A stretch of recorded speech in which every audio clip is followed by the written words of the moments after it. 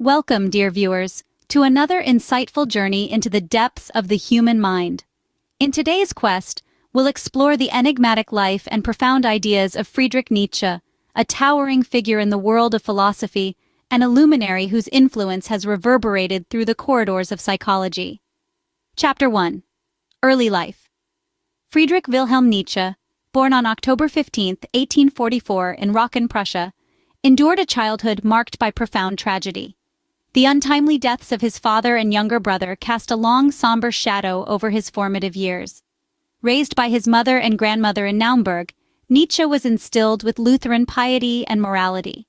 Despite financial struggles, Nietzsche's family provided a supportive environment during his formative years, fostering close relationships with his mother and sister.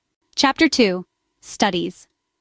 Nietzsche pursued studies in classical philology at the University of Bonn and later at the University of Leipzig, immersing himself in ancient Greek and Roman texts.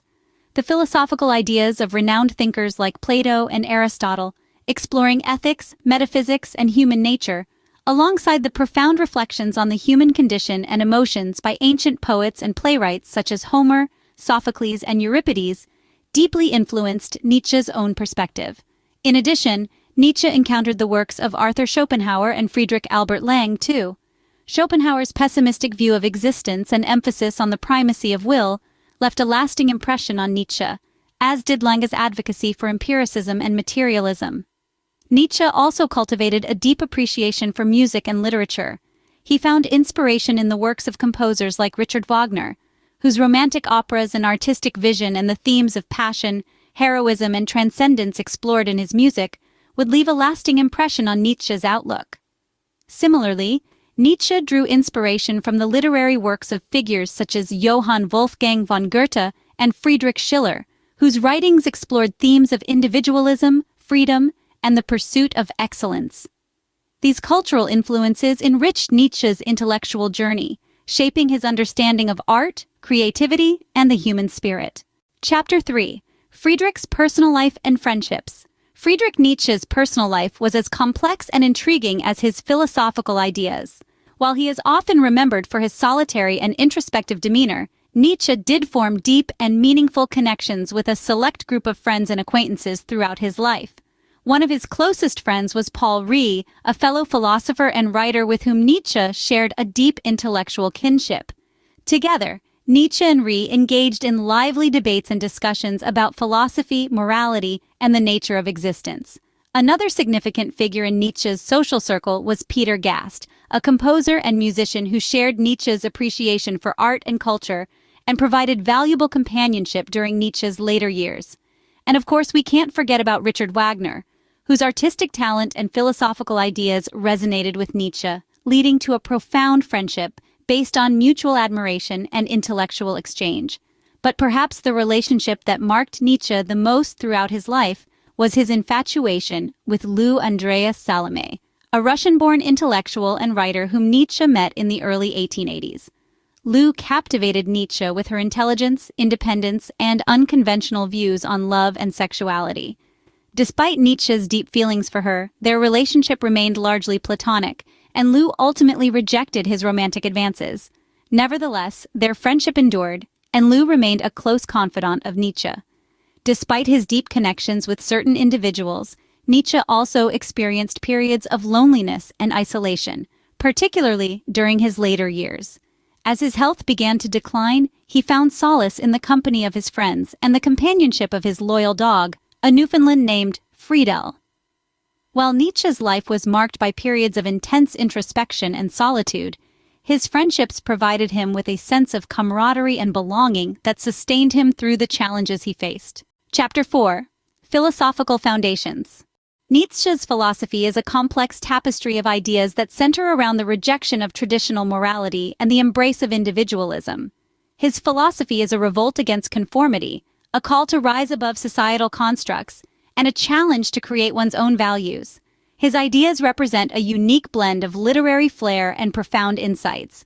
Here are some of the most important concepts in Nietzsche's philosophy.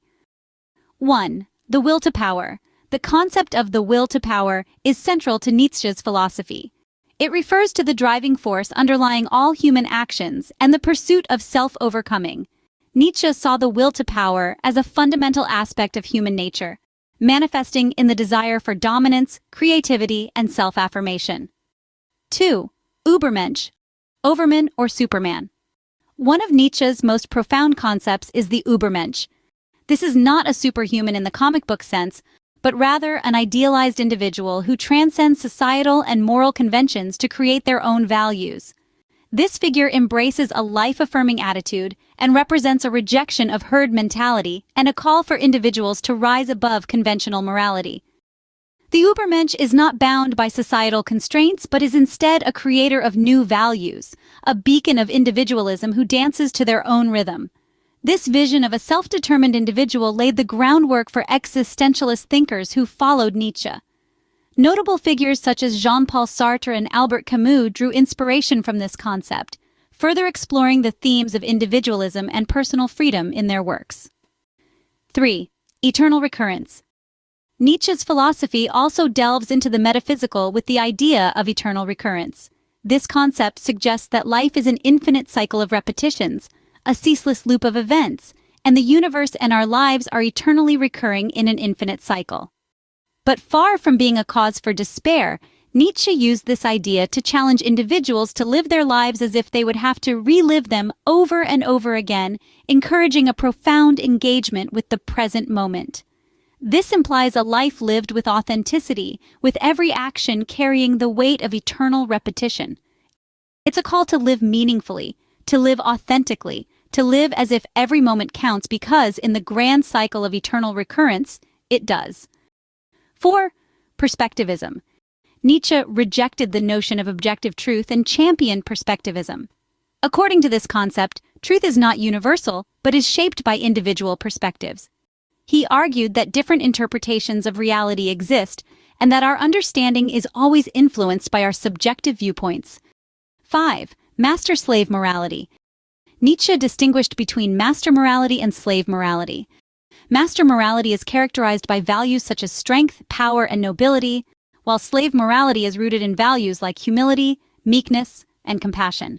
Nietzsche critiqued the dominance of slave morality in modern society, arguing for a re-evaluation of values.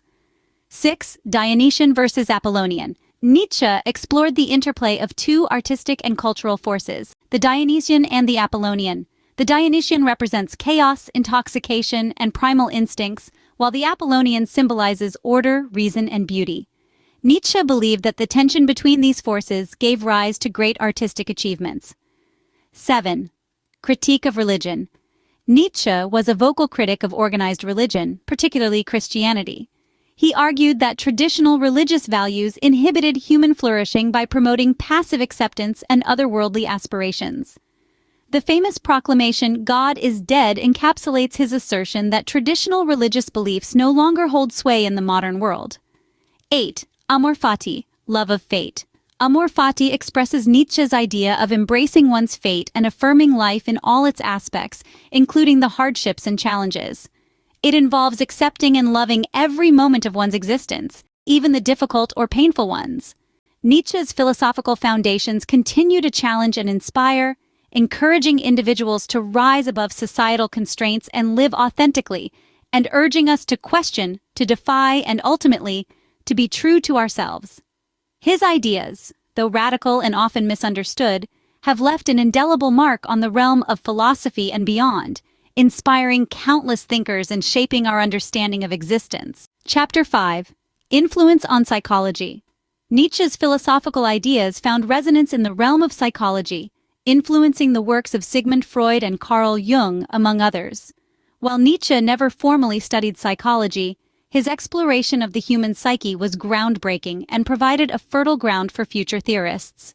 Sigmund Freud, a name synonymous with psychoanalysis, was greatly inspired by Nietzsche's exploration of the unconscious mind. Nietzsche proposed that beneath our conscious selves lay a reservoir of primal instincts, desires, and fears that he referred to as the Dionysian aspect of our nature. This bold assertion resonated with Freud, who further developed the concept into his theory of the unconscious mind.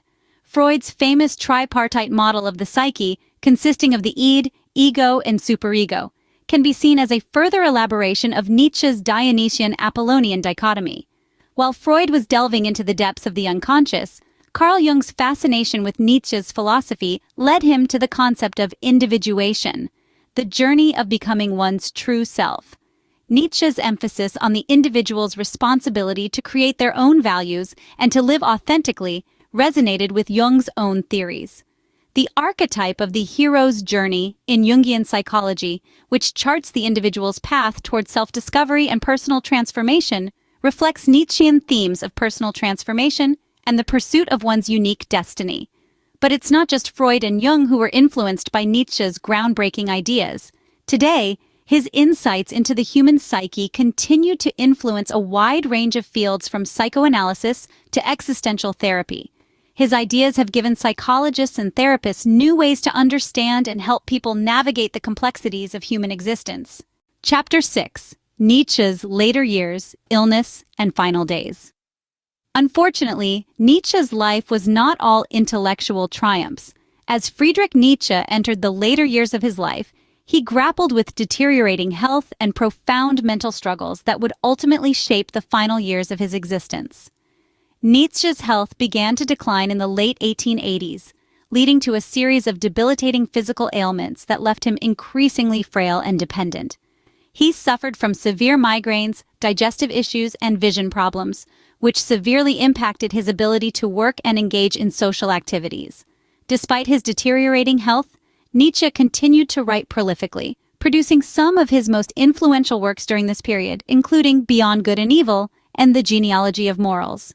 However, Nietzsche's mental health also began to deteriorate. In 1889, while living in Turin, Italy, Nietzsche experienced a sudden mental breakdown that would irrevocably alter the course of his life. Witnesses reported seeing him collapse in the street, weeping and embracing a horse that was being whipped by its owner. Following this incident, Nietzsche's mental state rapidly deteriorated, leading to periods of delusion, hallucination, and psychosis.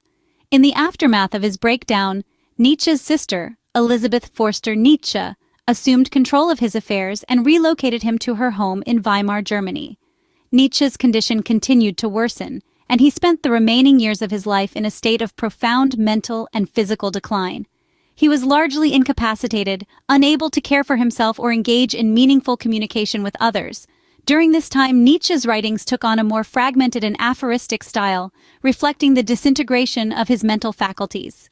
He continued to dictate sporadic thoughts and reflections to Elisabeth, who compiled and edited them for publication. Nietzsche's final years were marked by isolation, suffering, and the gradual erosion of his once brilliant intellect. He passed away on August 25, 1900, at the age of 55, having succumbed to complications from a stroke. His death marked the end of a tumultuous and intellectually vibrant life. Chapter 7: Controversies. After Nietzsche's sister Elisabeth assumed responsibility for his care and became the curator of his literary estate, she established the Nietzsche Archive and took on the task of organizing and publishing her brother's unpublished writings, letters, and notebooks. But her involvement has been a subject of controversy and criticism. Some scholars and critics have accused her of manipulating Nietzsche's texts to fit her own ideological agenda, particularly her association with the German nationalist and anti-Semitic movements of the early 20th century. Some critics argue that Elisabeth selectively edited and arranged some of the material to present a distorted and sensationalized version of Nietzsche's philosophy, emphasizing themes of power and dominance while downplaying his more nuanced and humanistic ideas. Chapter 8: Legacy and Conclusion. Friedrich Nietzsche left an indelible impact on the world. His philosophical ideas, initially met with controversy, have become cornerstones in existential thought, shaping the way we perceive life, morality, and the essence of our existence. His influence permeates various fields, from literary criticism to political theory and psychology. His ideas continue to provoke, challenge, and inspire, echoing in the works of thinkers, writers, and artists around the world, and have become essential in understanding existential thought and shaping modern discourse.